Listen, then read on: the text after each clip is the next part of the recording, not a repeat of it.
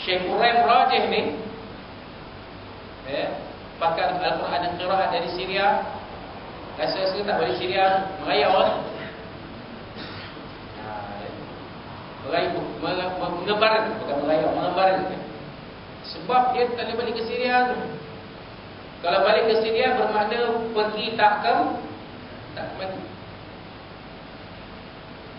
Dan juga orang-orang alim yang lain macam Dr. Mustafa Al-Bura sekarang ni berada di Kolej Universiti Islam Selangor kuis sebagai pensyarah tamu.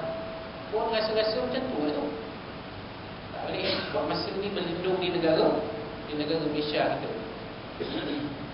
Dan ada lagi yang lain yang mungkin menjadi orang pelarian di negara-negara jiran, di Jordan, di Lebanon, di Mesir, mungkin di negara-negara jiran, Saudi, di Qatar, di Emirat Arab Bersatu, Dubai, Abu Dhabi, mungkin melarikan diri daripada kekejaman Bashar al-Assad dan juga kekejaman mereka yang kononnya menentang Bashar al-Assad. Sebab telah terbukti orang-orang yang membunuh almarhum Syekh Dr. Said Ramadan Al-Buti bukanlah golongan mujahidin Syria yang asal-asal menentang Bashar al-Assad. Kalau orang Syria betul dia tak tembak ulama-ulama ni, dia kenal ulama-ulama ni, dia sayang ulama-ulama ni, dia kasih ulama-ulama ni. Kalau kita benci tuan guru mana-mana pun, takkan gamak kita nak membunuh tuan guru kita pula. Betul? Tengok. Kita benci, katalah kita benci tuan guru Haji Hadi Awang, benci sangat tengok orang lain, benci sangat tengok kata-kata dia. Kalau kita benci pun takkan sampai kita nak pergi ke Rusila, pergi tembak dia di rumah, di masjid dia. Sebab kita orang Malaysia. Ini ulama tempatan. Kita benci dengan Datuk Dr. Harudin, benci sangat dengan perbuatan dia, dengan kata-kata dia, dengan cara dia. Salah tadi. Dia kerana dia tu rajin menjual air. Laku saja air dia. Air kangen ke tak kangen ke, kalau dia jual air mesti laku orang beli sebab air tu ada ubat penawar. Salah. Kita hapuskan Dr. Harudin ni habis, mesti Darul Syifah berkumpul. Orang yang buat ini bukan orang Malaysia, tak mungkin orang tempatan, mesti orang luar. Macam tu juga di Syria. Yang bunuh Syahid Dr. Syekh Dr. Said Ramadan Al-Buti bukan orang Syria, bukan orang luar. Kerana mereka marah disebabkan almarhum Syekh Dr. tidak menzahirkan penentangannya kepada Bashar al-Assad. Itu je pasal itu.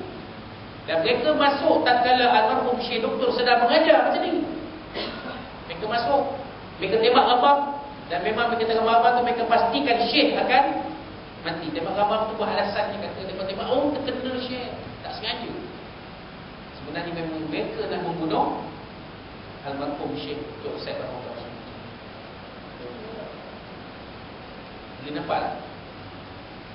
Jadi kita sama-sama doakan ulama-ulama Syria ni yang alim-alim dalam naungan rahmat Allah Subhanahu wa taala. Tak tahu yang dapat lari, yang masih terperangkap di sini apa jadi kita pun tak pasti. Macam juga Dr. Syekh Dr. Wahbah Az-Zuhaini yang kita mengaji kitab tafsir Al-Munir kan? Sama. Kan? Bila nampak kawan tu tak menyebelah dia kepada buah-buah dia, kita kena hapuskan. Inilah perangai yang sebenarnya tidak diajar oleh Islam. Islam tak ajar kita kan. Islam ajar kita meraihkan musuh ketat sekalipun. Tengok macam mana Salahuddin Al-Ayyubi meraihkan Richard Dalaihat dalam perang Salib. Richard Dalaihat sakit, Salahuddin Al-Ayyubi boleh menyamar. Menyamar konon-konon ni ikam mampui. Lepas tu bawa kepala. Mesti kita menang. Esok menang lah. Bila kita tunjuk pada terus salib ke kepala raja dia, mesti kalah dia. Betul tak? Ya, tapi Saudi Ayubi tak buat macam tu tuan.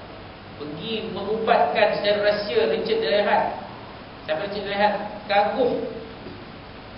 Kamu orang Islam, akhlak kamu cukup baik.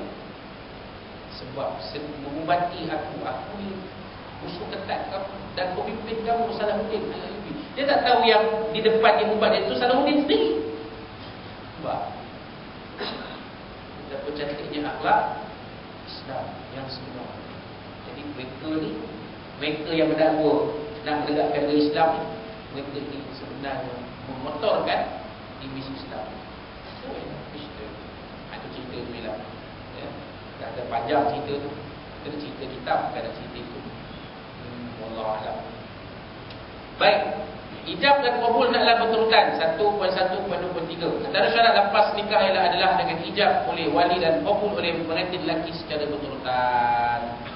Jika wali berkata, aku kahwinkan engkau dengan anak perempuan, kemudian selepas tempoh yang lama pengantin lelaki menjawab, aku tiba nikahnya, maka akan nikah itu tidak sah. Hal ini adalah kerana terdapat pemisahan yang lama antara ijab dan qabul tersebut. Jadi dia kena berturutan. Dia kena berturutan. Muhammad Ali bin Nuh. Apa saya ambil nama Imam Syefi'i ni? Iyalah pasal dia dah dua kan. Mungkin lebih tiga. Tuan-tuan pernah tengok tak dalam YouTube Ustaz Azman Halim? Aku bila sekali-sekali jumpa orang ni bagus. Tapi takut tuan-tuan tak faham cakap dia lah. Pasal dia cakap lagi 9 biau. Tuan-tuan dengar saya cakap, tuan-tuan boleh faham lagi. Tuan-tuan dengar Ustaz Azman Halim cakap, lagi pening. Sebab dia lagi 9 biau. Tuan-tuan ada tengok ni, saya rasa yang dia cerita pasal poligami tu. Dia kata satu nak pergi dua ni macam lagi bukit dia kata. Macam jari dia tengok dia kata. Tapi bila dah dua nak pergi tiga, senang aja. Ya, lepas dia pergi elok turun, tapi break dia jaga. Sebab kan? Jadi saja ambil nama Imam Syefi'i Ustaz Ali Mahnyong. Sebab dia dah dua, tapi tiga tu tak susah. Kita yang seorang lagi tapi dua ni, ya Allah. Muhammad Ali bin Nuh. Saya aku nikah dan aku kahwinkan nikah dengan anakku. Kalau wali yang menikahkan dengan mas kahwinnya 500 ringgit tunai. Bila Tok Naib, bila wali atau wakil wali Tok Naib lah goyang tangan, pengantin lelaki mesti jawab. Jangan gegap. Dia ada tak? Habis lah. Ataupun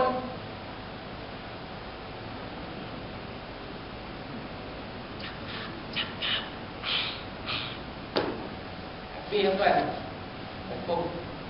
Bila dah goyang tangan tu jalanlah, aku terima nikah. No. Dengan mas kahwin aku terima nikah Nora Danish binti dengan mas kahwinnya 500 ringgit tunai. Tapi jangan pula macam setengah tu naik, setengah jurul nikah.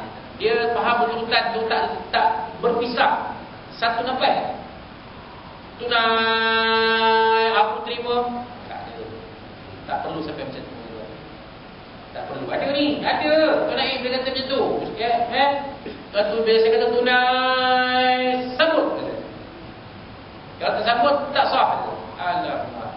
Dia pula kata tak sah. Dan saksi tempoh. Boleh, tapi nak melawan Tok Naib, nak melawan jurul nikah, lawan tokek. Kamu tak dapat RM20, tak dapat RM20. Menanggung lah. Tak sah. Bila ada saksi, tak sah juga. Okay. Tak perlu. Dia jangan nganga lama. Aku